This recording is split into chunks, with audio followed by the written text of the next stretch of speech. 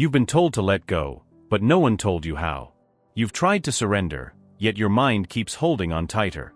What if letting go isn't about giving up, but about tuning in to a deeper frequency? Science calls it quantum collapse. Spirit calls it surrender. Boat.to and truth. Your reality shifts the moment you stop chasing it. Because maybe the real power was never in controlling outcomes, but in becoming the observer who creates them.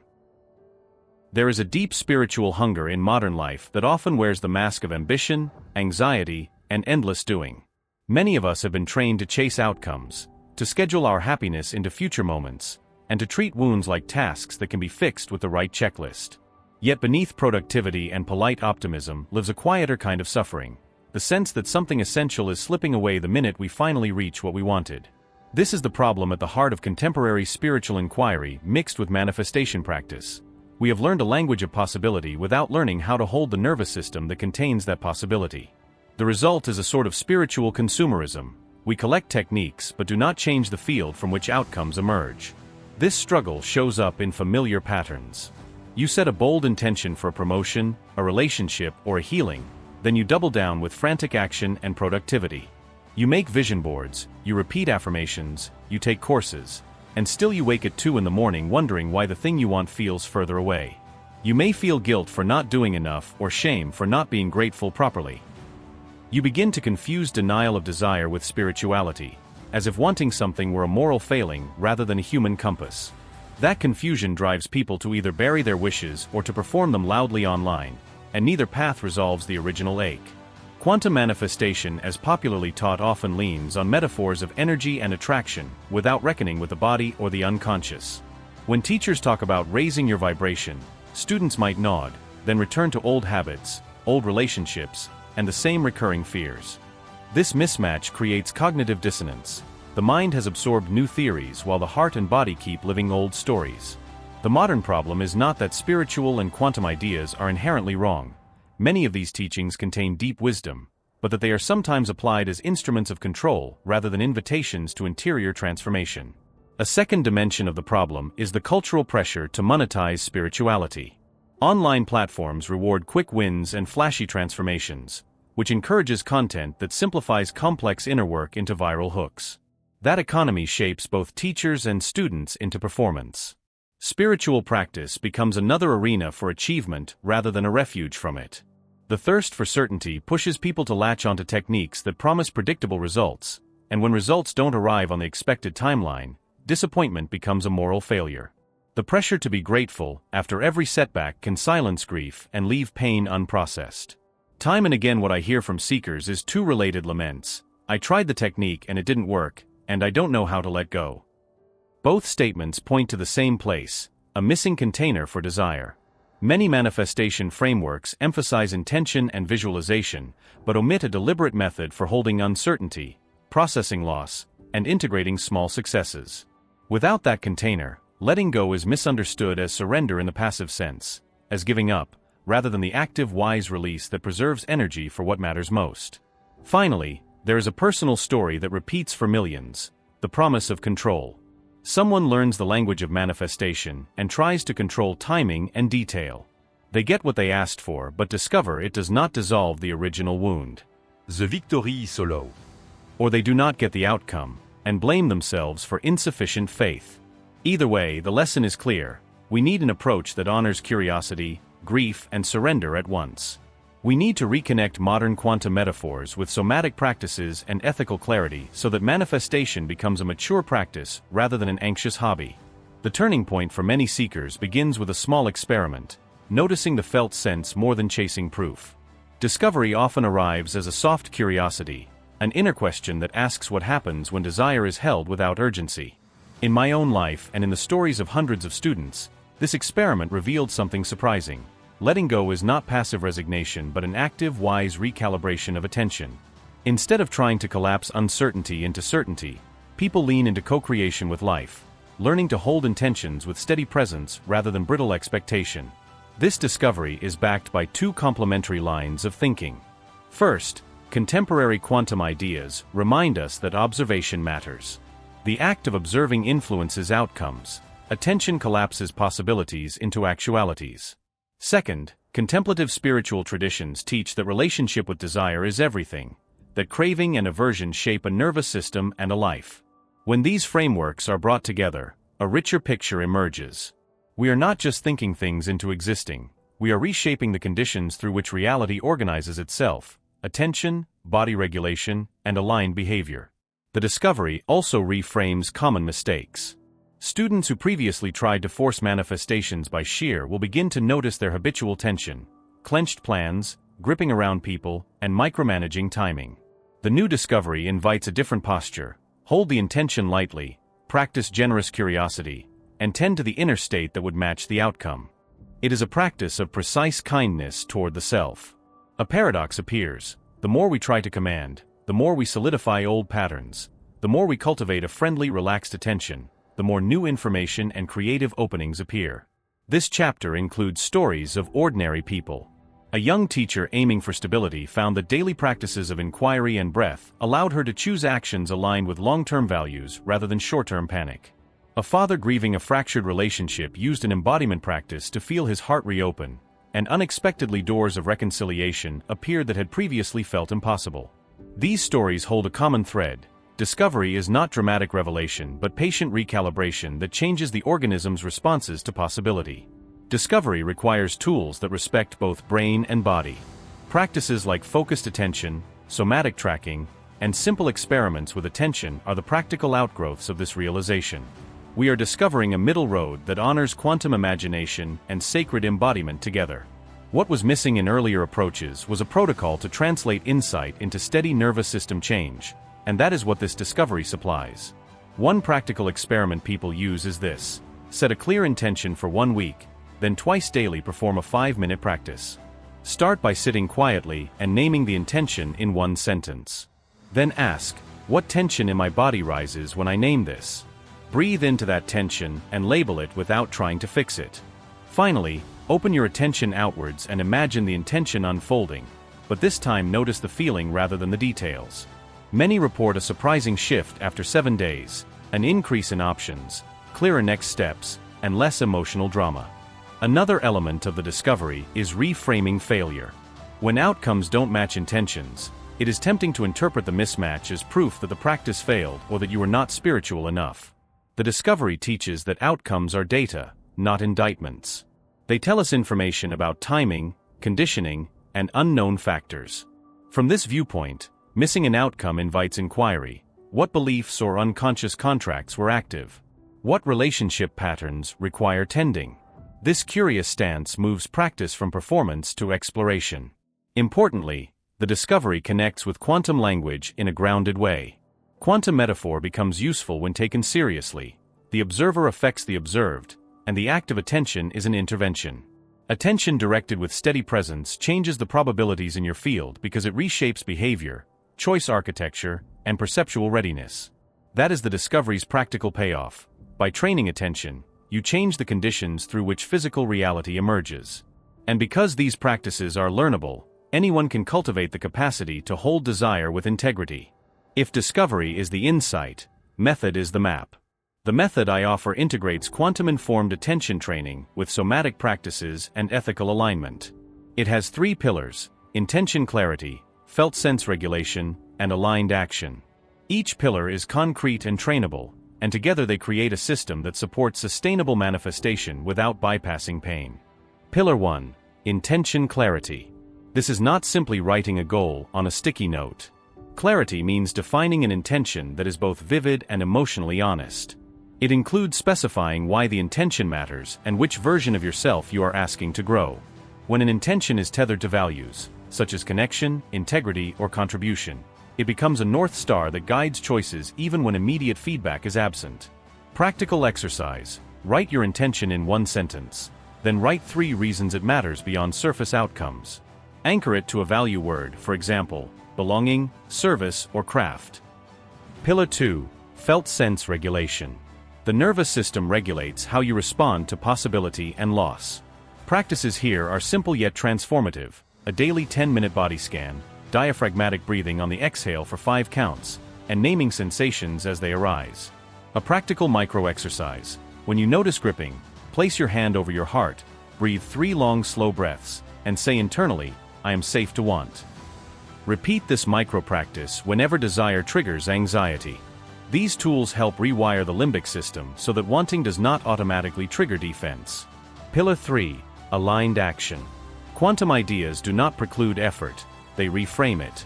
Aligned action means choosing moves that feel consistent with the intention and are sustainable long-term. It involves planning in blocks, setting boundaries, and following clues from the field, nudges, synchronicities, and resonant conversations. Exercise. Each week choose one aligned action and one experimental action. Track outcomes with curiosity rather than judgment. This dual approach honors steady commitment while still inviting improvisation. The method also includes rituals for letting go without abandoning commitment. One such ritual involves writing a detailed plan, then ceremonially folding it and placing it somewhere visible, as a reminder that you have done what you can while remaining open to unexpected routes. Another ritual is a leave-taking breath practice. Inhale for 4, hold for 4, exhale for 8 while imagining the timeline dissolving. These rituals signal to the system that surrender is not failure but a wise step in a larger process. Consider the story of Maya, a nurse who always wanted to open a community clinic. She practiced the 3 pillars for 6 months. Her intention clarity helped her articulate core values for the clinic. Felt sense regulation allowed her to face funding anxiety without freezing, and aligned action led her to ask one trusted mentor for help, which opened a funding conversation she had not anticipated. The outcome was not instant wealth or overnight success, rather steady progress that felt consistent with her values and preserved her energy. To integrate the method into daily life, start with a simple morning check-in, 2 minutes to name your intention, 2 minutes of breath, and 1 micro-action. At night, keep a 3-line log, what you intended, what you felt, and 1 small sign the field is responding. Over time, these marginal practices compound into a different kind of momentum, one that respects timing, invites help, and keeps you emotionally available. Many practitioners report that they feel lighter, more decisive, and more capable of creative risk-taking. Transformation is the lived evidence that the method works. It is not always dramatic. Often it is subtle shifts that add up until a life looks different in retrospect. Transformation shows up as new boundaries, clearer relationships, and a sense of inner authority that no external outcome can fully eclipse. This chapter shares what those transformations look like and how to recognize them as real progress. One frequent transformation is the dissolving of scarcity stories. People who once measured worth by external proof, promotions, likes, or approval, begin to find internal measures, the courage to say no, the capacity to rest, and the willingness to ask for help. Scarcity unravels because attention has been retrained to notice abundance signals that previously went unseen.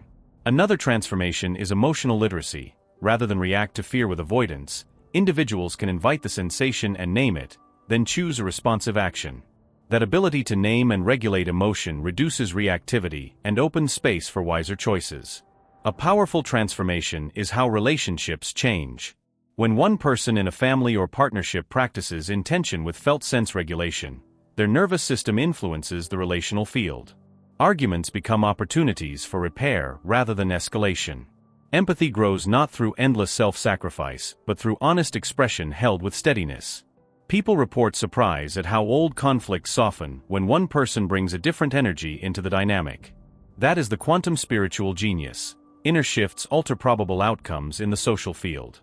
Transformation often includes reclaiming lost time and curiosity. Many who have practiced report a return of creative impulse, painting, writing, playful experiments, that had been shelved under the weight of obligation. This is not mere hobbyism, it is re-engagement with the part of the self that sustains meaning. The field of possibilities expands when creative attention returns because creativity itself is a form of attention that invites novel arrangements of reality. Let us include an emotional story. Marcus, a software engineer, experienced repeated burnout while pursuing career markers. He learned the method and over a year shifted priorities. He reduced hours, began a weekly embodiment class, and intentionally reached out to colleagues for collaborative projects rather than solo coding sprints. Over time, not only did his sense of well-being increase, but projects that aligned with his new energy began to appear. Colleagues invited him into roles that fit his renewed capacity. The manifestations that followed reflected the new internal economy of attention. The transformation also has measurable behavioral markers: better sleep, more consistent routines, reduced impulsivity, and an increase in generative risk-taking. Importantly, many practitioners notice that tangible manifestations, job offers, reconciliations, creative breakthroughs, arrive after the inner change has taken root. Quantum metaphor helps make sense of this. As attention shifts, the probability landscape shifts along with it. A short practical exercise to notice transformation.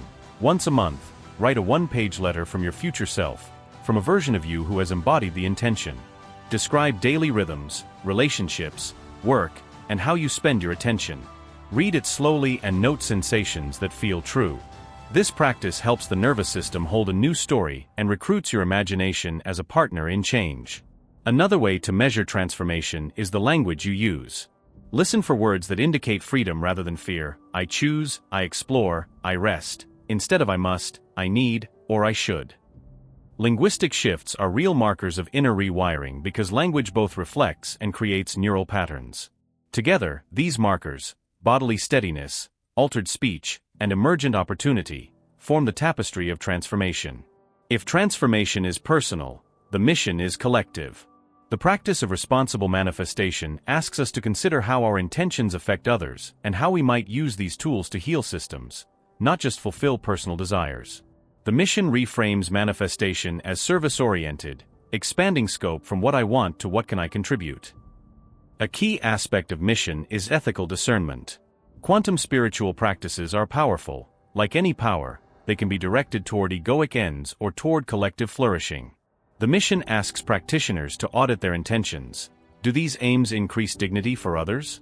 Do they repair harm?